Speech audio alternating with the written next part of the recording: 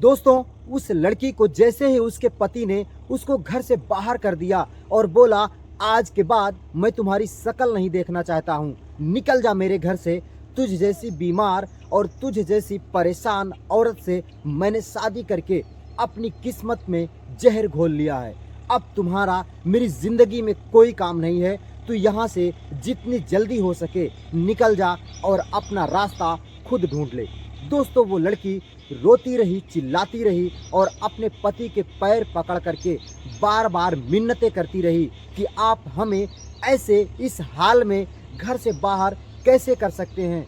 मैं तो आपकी पत्नी हूँ, आपसे 7 फेरे ली हूँ और आपके साथ मैंने शादी किया है। लेकिन उसका पति उसकी एक नहीं सुनता और उसे घर से बाहर कर देता है। दोस्तों, वो लड़की रोती हुई अपनी बीमारी को लेकर के और अपनी फूटी किस्मत को लेकर के उस घर से निकल पड़ती है।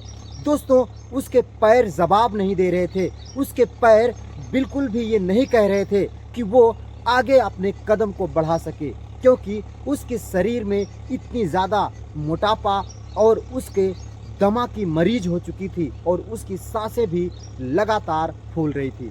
दोस्तों, किसी तरीके से वो 2 किलोमीटर का रास्ता दिन भर में तय करती है, क्योंकि हर 10 कदम पर वो बैठ करके आराम करती और स्टेशन पे जा करके सीमेंट की बनी बेंच पर बैठ करके अपनी किस्मत पे रोने लगती है। दोस्तों, उसे रोते देख बहुत सारे लोगों का जो दिल होता है वो पसीज जाता है।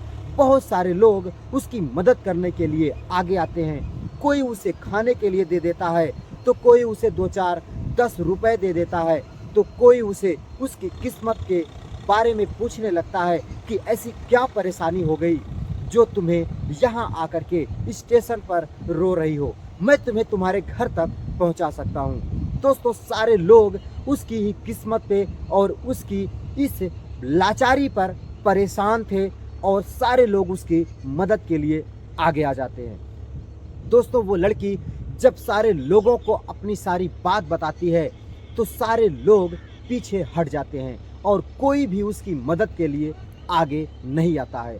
नमस्कार दोस्तों, मेरा नाम है शिव भगवान। स्वागत करता हूं एक और नए कहानी में। दोस्तों, आज की कहानी आपको अंदर से झकझोर करके रख देगी कि कैसे एक लड़की की खूबसूरती, एक लड़की की जब तक उसके चेहरे की खूबसूरती होती है हर कोई उसे चाहता है।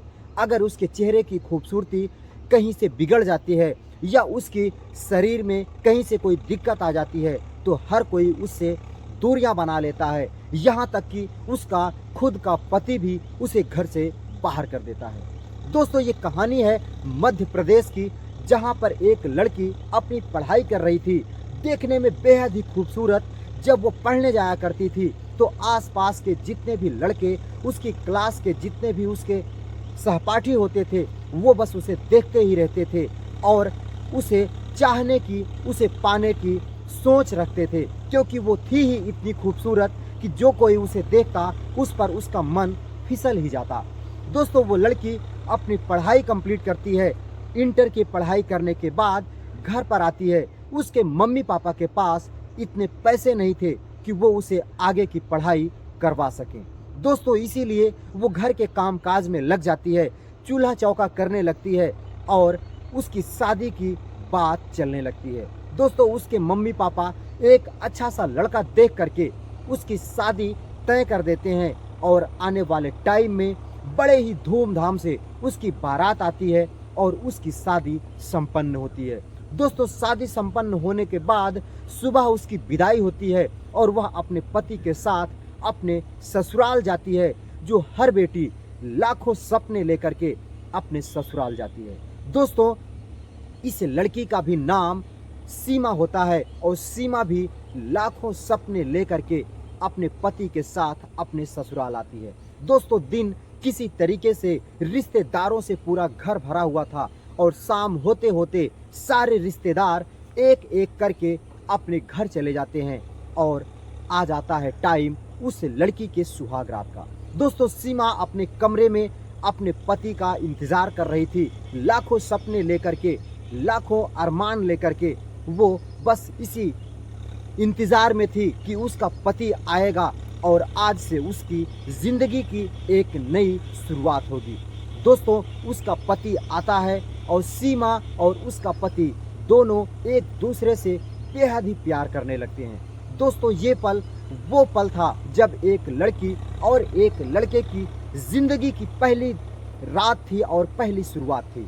दोस्तों, दोनों खूब सपने देखते हैं और दोनों एक दूसरे से कभी ना अलग होने के कसमें वादे करते हैं। दोस्तों, दोनों कसमें वादे करने के बाद सुबह होती है और फिर वो दोनों एक दूसरे के काम में हाथ बटाने लगते हैं। दोस्तों, सीमा का जो पति था वो एक अच्छी जॉब करता था। दोस्तों, वो सुबह जॉब पर चला जाता और सीमा घर का सारा काम करने लगती।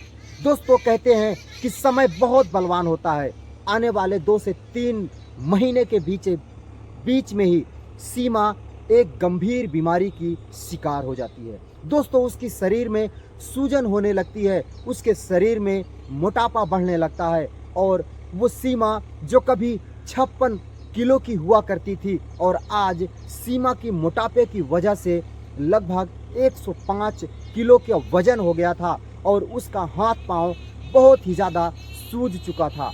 दोस्तों, अब उसका चेहरा भी पहले जैसा नहीं दिखता था। मोटापे की वजह से काफ़ी ज़्यादा भद्दा दिखाई देता था और सीमा घर का कामकाज भी नहीं कर पाती थी और उसका पति अब उससे दूरियां बनाने लगता है और उससे नफरत करने लगता है। दोस्तों, सीमा भी अपने पति की ये सारी हरकतों से वाकिफ थी, लेकिन मरती क्या ना करती। दोस्तों, उसे पता था कि उसका पति उससे दूरियां क्यों बना रहा है, क्योंकि सीमा की सुंदरता और सीमा का जो शरीर था वो किसी गंभीर बीमारी का शिकार हो चुका था। दोस्तों, सीमा अपने पति के साथ दवा लेने जाती और वहां से वापस आती, बस वही उसका साथ मिलता और ना ही उसका पति कभी उसकी हाल चाल लेता और ना ही उसके साथ वो समय बिताता। दोस्तों, धीरे धीरे 2 महीना और बीतता है और 6 महीने के भीतर ही उसका पति एक दिन सीमा से बड़े ही कड़े लफ्जे में कह देता है कि सीमा, तू मेरी घर से निकल जा, क्योंकि मेरे घर में तेरे लिए कोई जगह नहीं है। तू पहले से ही बहुत ही ज़्यादा गंभीर बीमारी की शिकार थी। मुझे पता होता तो मैं तेरे साथ शादी भी नहीं करता। दोस्तों, इतना कह करके वह सीमा को घर से भगा देता है। दोस्तों, सीमा रोती रही, बिलखती रही, मिन्नतें करती रही, उसके पैर पकड़ती रही, लेकिन वह उसकी एक नहीं सुनता और उसे अपने घर से भगा देता है।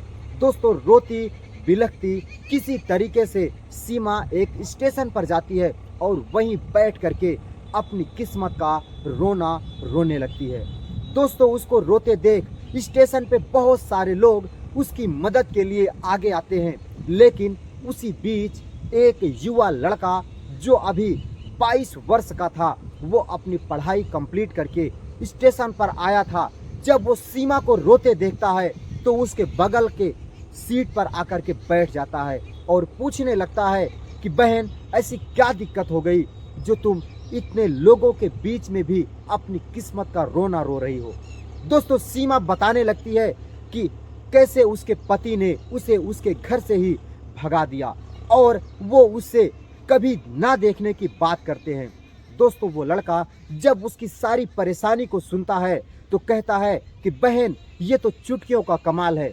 एक ऐसी दवा मैं तुझे दिलवाऊंगा जहां से तुम्हारा सारा मोटापा दूर हो जाएगा और तुम्हारा चेहरा पहले जैसा सुंदर हो जाएगा और तुम पहले जैसी स्वस्थ हो जाओगी।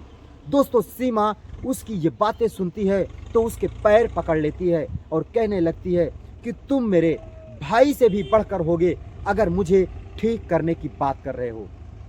वो कहती है कि मुझे दवा दिलवा दो, लेकिन वो लड़का कहता है इसके लिए 20,000 रुपये लगेंगे, क्योंकि 20,000 रुपये की पूरी दवा की किट आती है, वो तुझे पूरा ही लेना होगा बहन, तभी तुम ठीक हो पाओगी।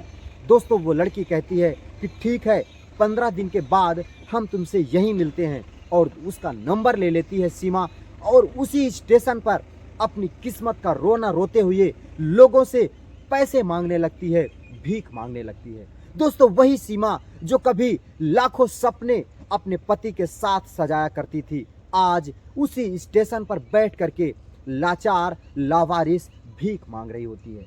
दोस्तों, लोग उसकी इस लाचारी को देख करके और उसकी सुंदरता को देख करके, क्योंकि वो बेहद ही खूबसूरत थी और अभी उसकी उम्र ही क्या थी, 6 महीना पहले ही अभी इसकी शादी हुई थी, तो बहुत सारे लोग उसको अच्छा खासा पैसा दे दिया करते थे। जो कोई 100 रुपये भिखारी को दिया करता था, वो सीमा को 500 रुपये दे दिया करता था। और इसी तरीके से सीमा के पास हफ्ते भर के अंदर ही 20 से 25 हज़ार रुपये इकट्ठे हो जाते हैं और सीमा उसी लड़के के पास फ़ोन करती है कि भैया मेरे पास 20,000 से भी ज़्यादा हो चुके हैं, अब मुझे दवा दिलवा दो। दोस्तों, वो लड़का आता है और सीमा को ले जा करके वो दवा दिलवा देता है। दोस्तों, वो दवा एक नेटवर्क मार्केटिंग कंपनी की थी जिसका नाम था AWPL। दोस्तों, उसी कंपनी की दवा सीमा को दिलवा देता है और सीमा उन दवा को लेकर के घर पर आती है और जिस तरीके से उस दवा के डोज बताए गए थे, जिस तरीके से परहेज बताए गए थे, वो सारे परहेज और उसी तरीके से दवा का इस्तेमाल सीमा शुरू कर देती है और आने वाले 1 महीने के भीतर ही सीमा का सारा मोटापा छू मंतर हो जाता है, उसका सारा मोटापा गायब हो जाता है और सीमा पहले ही जैसा अपने शरीर में ताकत महसूस करने लगती है और स्वस्थ हो जाती है। दोस्तों, अब सीमा बेहद ही ज़्यादा खूबसूरत दिखने लगी थी और बेहद ही ज़्यादा खुश हो चुकी थी और उस लड़के से मिलती है और उसका लाख लाख धन्यवाद करती है। दोस्तों, वो लड़का कहता है कि बात यहीं पर नहीं ख़त्म होती है सीमा, तुम्हें इसी कंपनी में जहाँ से तुमने दवा ली हो, यहाँ पे तुमको तुम्हारी आईडी मिल चुकी है, अब यहीं पर तुम भी काम कर सकती हो और इस दवा का प्रचार करो। जितने लोगों तक तुम्हारी दवा सेल होगी उसका तुम्हें कमीशन मिलेगा। दोस्तों, सीमा बेहद ही ज़्यादा खुश हो जाती है और उसी कंपनी में काम करने लगती है। दोस्तों, वैसे तो AWPL कंपनी आज के टाइम में पूरे नेटवर्क मार्केटिंग कंपनी में नंबर 1 पर काम कर रही है और उसी कंपनी में जब सीमा काम करने लगती है, दिलो जान से रात दिन एक कर देती है। आने वाले 2 साल के भीतर ही सीमा का जो लेवल होता है वो एक अच्छे लेवल को अचीव कर लेती है और पैसों की तो बात छोड़ो, आज उसके पास करोड़ों की मर्सिडीज कार भी हो चुकी थी और लाखों के बैंक बैलेंस हो चुके थे। कई जगह उसने फ्लैट ले रखे थे और आज उसकी ज़िंदगी अर्श से फर्श तक पहुंच चुकी थी। दोस्तों, सीमा बहुत ही ज़्यादा खुश और बहुत ही ज़्यादा, जो पहले कभी परेशान हुआ करती थी, आज उसकी ज़िंदगी बदल चुकी थी। दोस्तों, फिर एक टाइम ऐसा आता है कि जो सीमा का पति था, जिसने उसे कभी उसको घर से निकाल दिया था, वो उसी AWPL कंपनी का प्लान देखने के लिए एक लड़के के साथ आता है और वो लड़का जब उसे लिवा करके आता है तो देखो संयोग की बात, उसी प्लान जहां पर वो देखने आया था वो बहुत बड़ा सेमिनार था, बहुत बड़ा सेमिनार था और उस सेमिनार की चीफ गेस्ट उसी की पत्नी सीमा हुआ करती थी। दोस्तों, वो लड़का लोगों की भीड़ में बैठ करके सीमा का पति प्लान देख रहा था, पूरे सेमिनार को समझ रहा था और तभी चीफ गेस्ट के रूप में उसकी पत्नी को बुलाया जाता है कि please come on the stage Seema madam. दोस्तों, जैसे ही ये बात बोली जाती है, वो लड़का अपने सर को थोड़ा ऊंचा करता है और स्टेज पे देखने की कोशिश करता है और जैसे ही वो स्टेज को देखता है तो उसके पैरों तले उसकी ज़मीन खिसक जाती है, क्योंकि वो कोई और नहीं बल्कि उसी की पत्नी जो कभी उसके साथ हुआ करती थी और आज करोड़ों की कार, करोड़ों के फ्लैट और न जाने क्या क्या अचीव कर चुकी थी और लाखों लोगों के बीच में वो स्टेज पर जा कर के सम्मानित हो रही थी।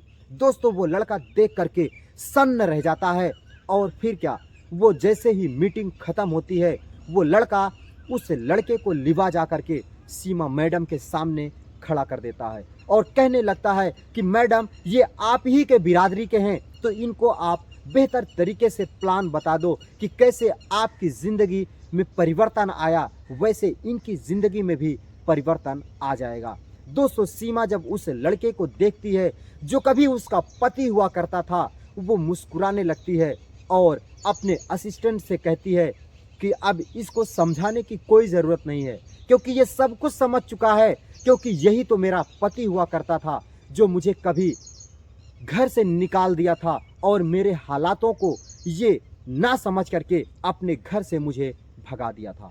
दोस्तों, वो लड़का माफ़ी मांगने लगता है और सीमा के पैरों पर गिर पड़ता है और कहने लगता है कि माफ़ कर दो सीमा, मुझसे गलती हो गई, मुझे नहीं पता था कि तुम अपनी ज़िंदगी में ये सारी चीज़ें हासिल कर पाओगी। दोस्तों, सीमा कहती है कि वो दौर कोई और था और अब ये दौर कोई और है। ना तो तुम मेरे पति हो और ना ही मैं तुम्हारी पत्नी हूँ। कभी हम जरूर हुआ करते थे पति पत्नी, लेकिन अब हमारे और तुम्हारे बीच में कोई रिश्ता नहीं है, क्योंकि हमारे और तुम्हारे बीच की जो दूरियां हैं वो लगभग 2.5 से 3 साल से हो चुकी हैं और इस बीच ना तो तुमने कभी मेरी फिक्र की और ना ही कभी खबर लिया। दोस्तों, वो लड़का गिड़गिड़ाने लगता है, माफ़ी मांगने लगता है और उसके लाख मिन्नतों करने के बाद सीमा कहती है कि तुम होते तो मुझे नहीं माफ़ करते, लेकिन मैं तुम्हें माफ़ करती हूँ। अब मैं तुम्हारे साथ दोबारा से रहने के लिए तैयार हूँ। दोस्तों, उसी सेमिनार के बीच में फिर से वो दोनों एक दूसरे के गले में जयमाल डालते हैं और एक दूसरे के साथ फिर से रहने लगते हैं। दोस्तों, ये थी लाचार बेसहारा सीमा की कहानी। आपको कैसी लगी? अगर अच्छा भी लगा हो तो वीडियो को लाइक करना मत भूलना और जाते जाते इस चैनल को सब्सक्राइब कर लेना, जिससे मेरा वीडियो आप तक पहुंचता रहे और आप मेरे हर वीडियो का आनंद लेते रहो। मिलता हूं फिर किसी नई कहानी के साथ किसी नए वीडियो में। तब तक के लिए दोस्तों, नमस्कार।